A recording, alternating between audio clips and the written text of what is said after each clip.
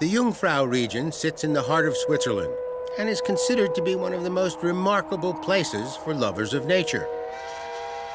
Steamers on the crescent-shaped Lake Thun stop at dozens of small villages where you can go ashore for lunch, visit an ancient castle, and see what life was like for the rich and infamous in the bad old days. You can ride to the top of the Jungfraujoch and visit the highest railway station in Europe. You can look up at the Eiger, where Clint Eastwood confronted a double agent in the Eiger Sanction. The area is an international center for mountaineering and attracts climbers with various skill levels. There are masters of the massif who come here from all over the world to test their abilities, and there are beginners. Hey, come on, you're on my rope. The three most famous mountains in the Jungfrau region are the Eiger, the Munch, and the Jungfrau. The Jungfrau is the highest at 13,500 feet. In 1896, the Swiss started building a railway to the top. It took them 15 years to complete, and it's quite a trip. I got on the train at Interlaken's East Station, which is a short walk from the center of town. During the first part of the trip, the train runs on standard wheels, slowly increasing its elevation as it travels past wooded mountains and small villages. After about 30 minutes, you arrive in the town of Lauterbrunn, where you change to a cogwheel railway. At the Kleine Scheidegg station, you change trains. The next part of the trip is on the Jungfraubahn, which tunnels straight into the rock face of the Eiger.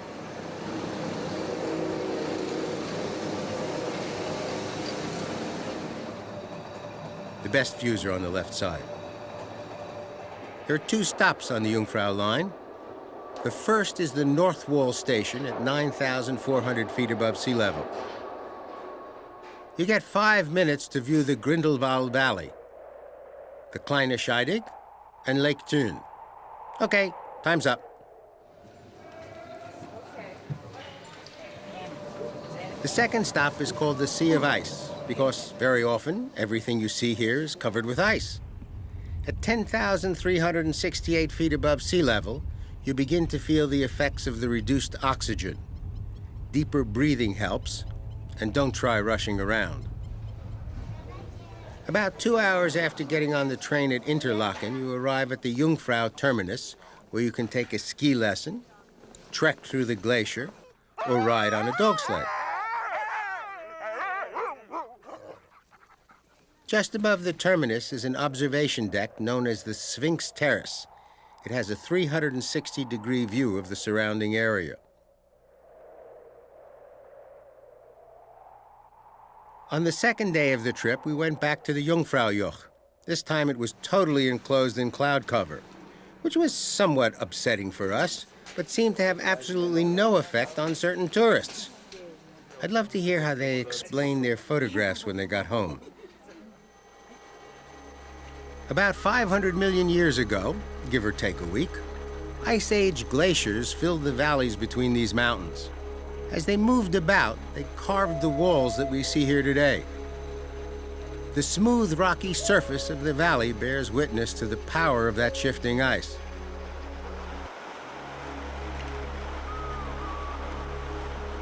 As the snow and ice melted, water poured off the glaciers and set in motion a mill effect. For thousands of years, the water wore away the rock, creating a spiral path to the valley below. These are the Trümmelbach Falls.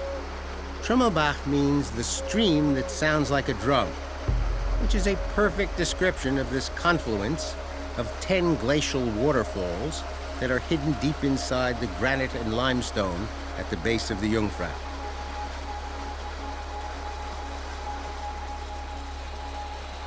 Originally, you could only see the bottom of the falls where the water entered the valley. The main falls were hidden, but throughout the 1800s, the lower falls were sufficiently dramatic to attract tourists from as far away as England. That changed in 1913 when members of the von Allmen family built a tunnel and a lift so visitors could walk into the mountain and along the path of the falls. At the height of its flow, almost 20,000 liters a second come tumbling over these rocks. The Trummelback has been thundering through these rocks for at least 15,000 years.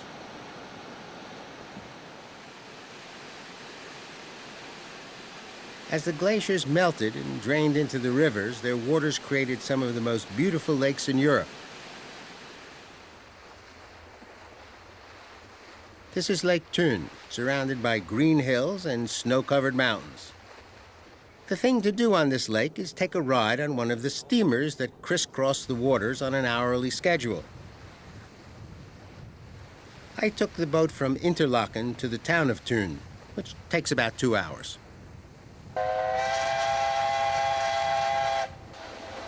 I traveled on the Blumlisalp, which means flower of the Alps. It was built in 1906, and it's in great shape for its age. By the end of the Second World War, the golden age of lake steamers was drawing to a close, and the owners of the boat slowly withdrew it from service. But the local lovers of lake steamers banded together and forced the government to have a public vote on the issue. As a result, the Blumlisalp was restored to its original glory. The steamers are fun for tourists, but they are also part of the local transportation system, and people living along the lake use them to get from one town to another. You can get on and off and visit the small villages, and in some cases, the village castle.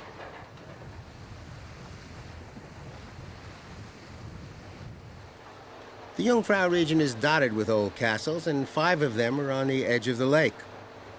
Many of the castles are still owned by the ancestors of the people who built them, which may sound like fun until you think about redecorating, and you find out that the chair that you really hate has been in your family for 1,000 years, and you're stuck with it.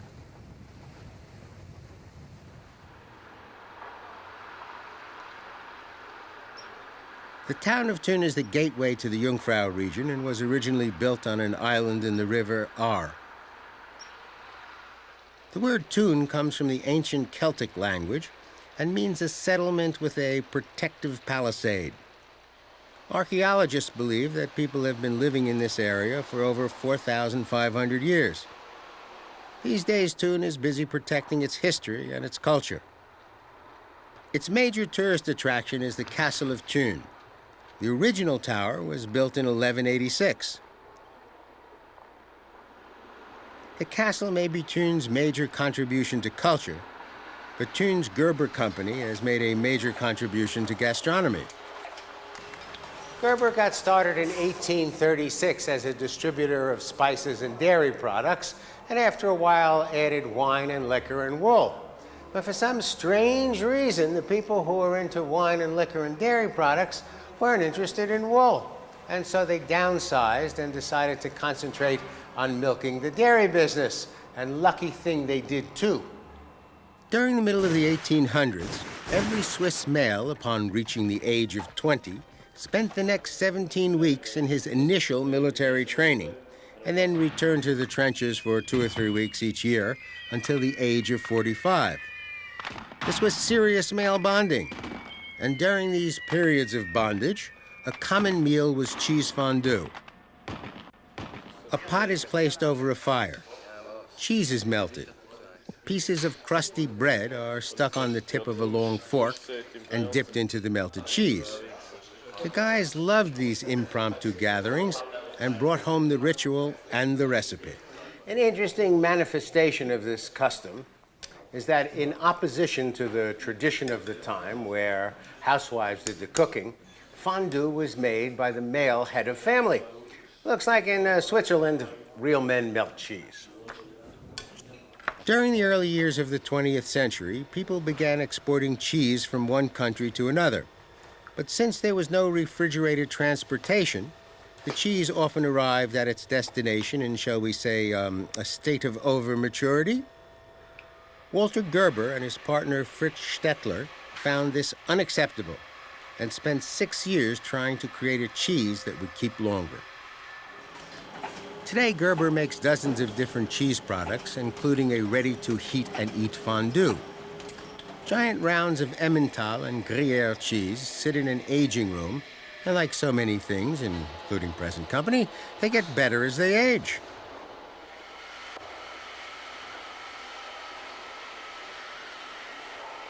At the proper moment of ripeness, they remove the rind with a piece of equipment that looks like a giant old-time record player.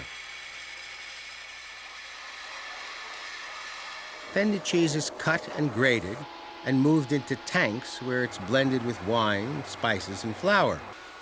At this point, the mixture is heated to a temperature that destroys the enzymes that would spoil the cheese, thereby extending its life. Following my fondue, I headed back to the town of Interlaken, where I was staying. Interlaken means between the lakes, and the lakes that Interlaken is between are Lake Brins and Lake Thun. The original village was built by monks in the 1100s. For the first 800 years of its existence, Interlaken was a quiet farming community. But when steamboats started sailing along the lake during the 1830s, tourists from all over Europe came to town to take a look at the landscape. Since then, Interlaken has been attracting tourists from all over the world. Lord Byron, Felix Mendelssohn, even Mark Twain visited Interlaken. Most of the tourists who come here are interested in the natural beauty of the environment, and there are many ways to interact with these surroundings. Some folks just sit around and look up. Some folks will take a walk, and others feel the need for a more dramatic approach. While I was in the JUNGFRAU region, I stayed at the Victoria JUNGFRAU Hotel. Originally, they were two inns, the JUNGFRAU and the Chalet Victoria. In 1895, they were merged together and expanded. The late 19th century was a glorious period for the hotel and for Interlaken. Emanuel Berger has managed the hotel since 1970. You know, in these good old times, as everywhere in these fine hotels, the dinner event was the highlight of the day. And so in 1884, they added on a grand ballroom with extremely rich paintings on the ceiling, with chandeliers. Now, we have kept on that ballroom up to today in his charm, and an event there is really a treat. The hotel has made a point of preserving the look and atmosphere of the 19th century while adding modern comforts. Where we are here, Les Arcades is an interesting room. It is a lobby which links the two main buildings and gives us more space. I think the key word space is important for the Victoria Jungfrau too. Space is luxury, and that's something we have everywhere in our public rooms. Our guest rooms are more spacious than usual. Now, when you come here, the reason is to relax, to recover from your stress, and for that we have added on a spectacular pool with all the treatments you can think of in a spa, from health to fitness treatments. We have added on an indoor and outdoor tennis court, as well as golf. The hotel even has a kindergarten on property. Parents can drop off their kids, and television producers can drop off their reporters. And both can be picked up in the late afternoon. It looks like some of the markets are up, way up, and the others are kind of like down, so, you know, it doesn't work so great. And, but we're going to be okay because everything is kind of cyclical, you know? I wonder what for lunch. The Victoria Jungfrau has 3 restaurants. La Terrasse, which serves elegant French cuisine, and 2 restaurants that are more laid back. Pastateca, which serves pastas from around the world and has a great antipasta bar, and the Jungfrau Brasserie, which serves Swiss food. The hotel has an impressive wine collection. Just the red wines are worth over $500,000. They're kept in a room that has not changed since the hotel was built. But my favorite part of the Victoria Jungfrau was the view from my room. Just down the street from the hotel is the Tin Figure Museum, which, as you might expect, is a collection of tin figures. Eric Graeber was a newspaper owner who started collecting tin figures when he was a child. These days, his collection is on display in Interlaken's old monastery. There are 150 exhibits that deal with different periods and different events in history. The first production of toys like these began in the mid-1600s. Manufacturers in Germany started producing flat tin figures in cast metal. They would illustrate daily life and military exploits. The most popular figures were the soldiers. During the 1600s, Europe was in constant conflict, and the toy soldiers gave children an opportunity to interact with reality through their toys. During the Second World War, when I was growing up, my toy soldiers allowed me to interact with what was going on in the newspapers, and they also gave me a great sense of security, because my guys always beat the bad guys. The collection starts with the dinosaurs and ends up with the coronation of Queen Elizabeth II of England.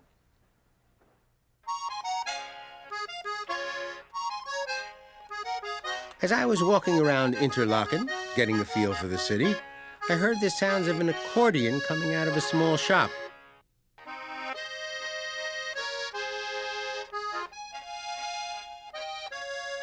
Inside, I found Peter Bruin.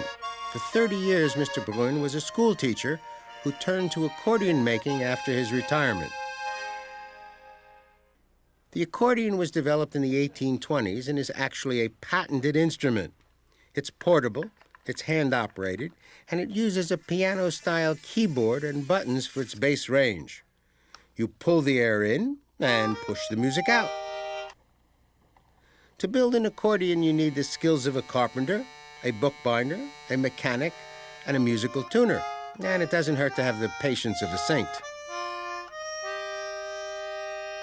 Mr. Bruin and his son play traditional Swiss folk music in a folk band. Mr. Bruin plays on the accordion, and his son plays on the clarinet or the saxophone. Typically, folk music is like a form of literature. It's a story originally written by one person, then carried on in an oral tradition in which it is constantly modified. This song was written in the 1950s, and it tells the true story of a man who went skiing near Interlaken. After his skiing, he went to a friend's house for a drink. As he was leaving, he fell and broke a leg.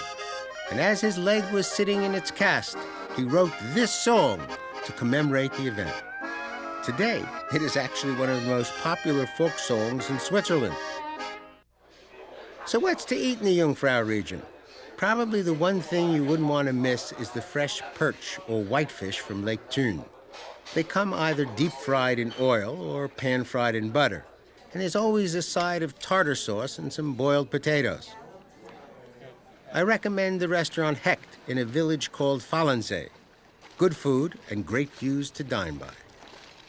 This is the guest house Hirschen. In 1242, a tavern was built on this spot. It had the right to sell wine, but overnight guests were not allowed. After 300 years of loyal service to the local drinkers, the governor, one Christian Sturchy, had the old tavern torn down and replaced with a guest house. He was told by the local bailiff that he could serve wine but not run a guest house at the same time. And in true Swiss tradition, he told the bailiff precisely what he could do with his Alphorn.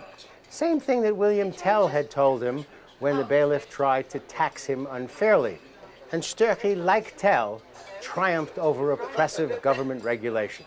And don't we know what that's all about? Today, Marianne Graf Sturchy, a descendant of the governor, owns the guest house. It still serves wine, but it's added an excellent menu. If you end up here during the fall, I suggest you try the wild game. That's a sautéed scallop of venison with mushrooms and plum sauce, chestnuts, asparagus, and red cabbage. And if you're game for it, you can try the sautéed breast of pheasant with berry sauce, grape tomatoes, chestnuts, poached pear, and pumpkin. I also took the opportunity to taste a local brew. It's an apple and pear cider with a low alcohol content. It's called Mountain Twister, and it comes in a twisted bottle, and it's served in a twisted glass. It's quite good.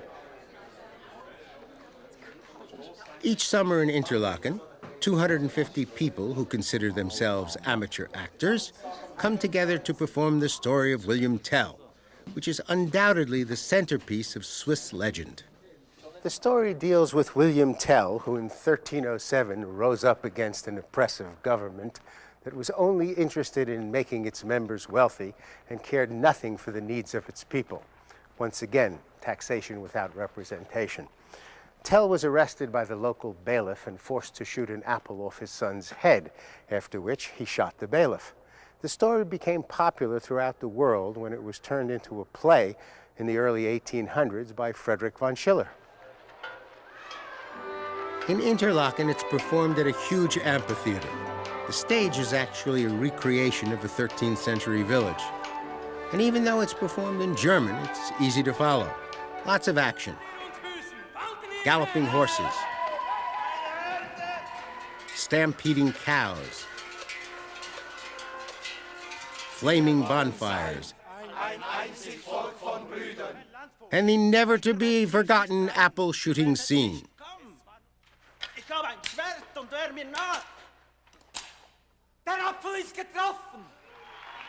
And in the end, Tell triumphs over incompetent federal officials and becomes a leading authority on tax reform.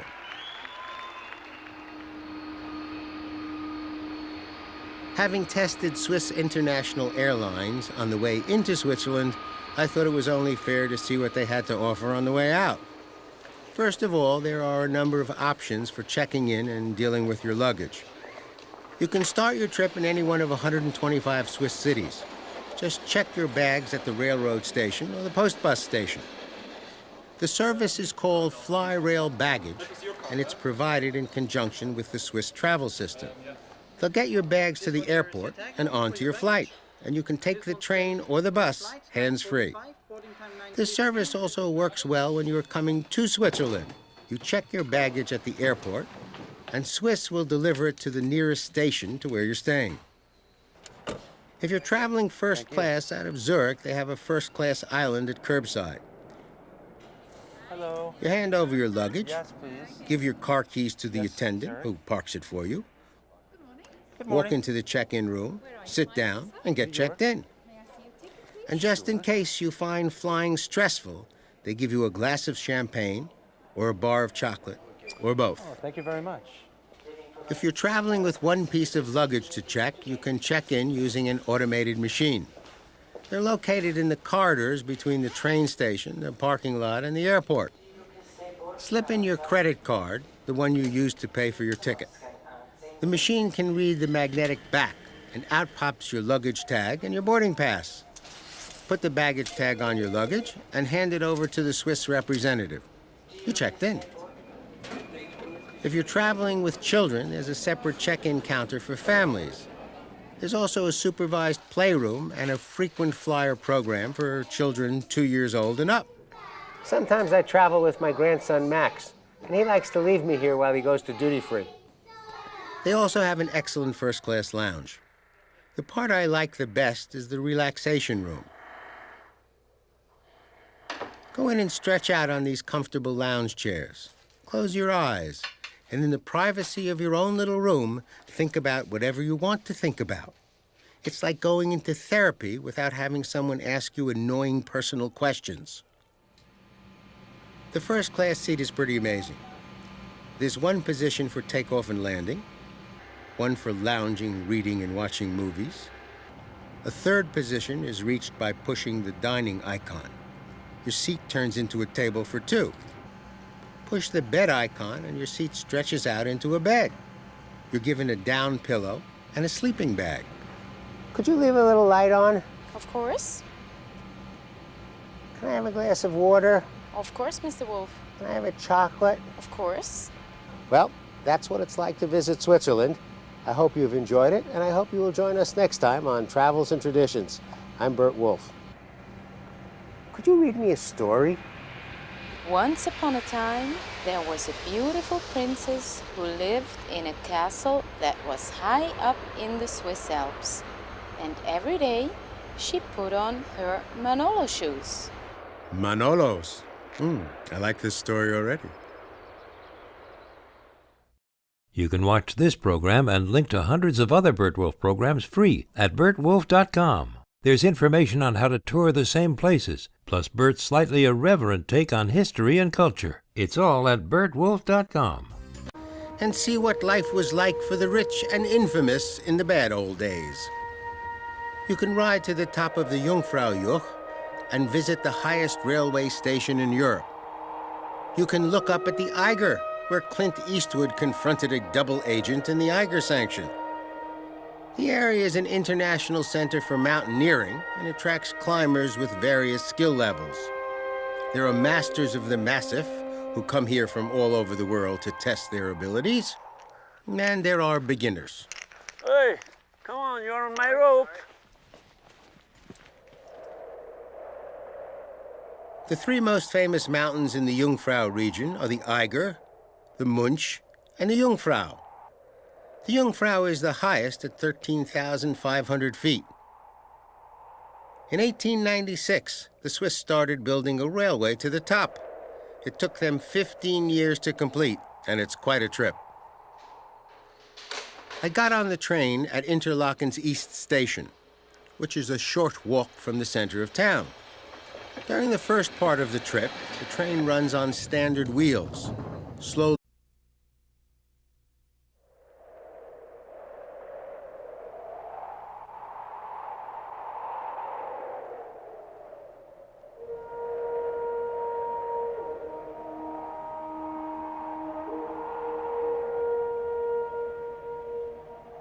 The JUNGFRAU region sits in the heart of Switzerland and is considered to be one of the most remarkable places for lovers of nature.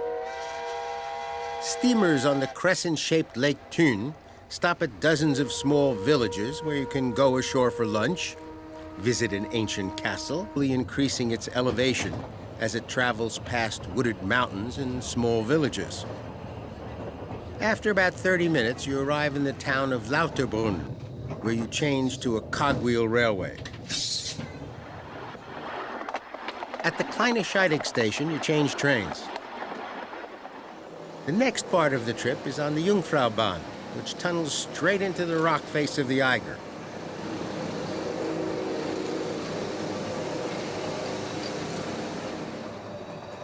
The best views are on the left side.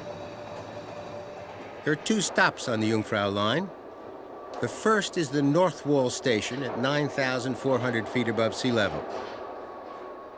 You get 5 minutes to view the Grindelwald Valley, the Kleine Scheidegg, and Lake Thun. Okay, time's up. The second stop is called the Sea of Ice, because very often everything you see here is covered with ice. At 10,368 feet above sea level, you begin to feel the effects of the reduced oxygen. Deeper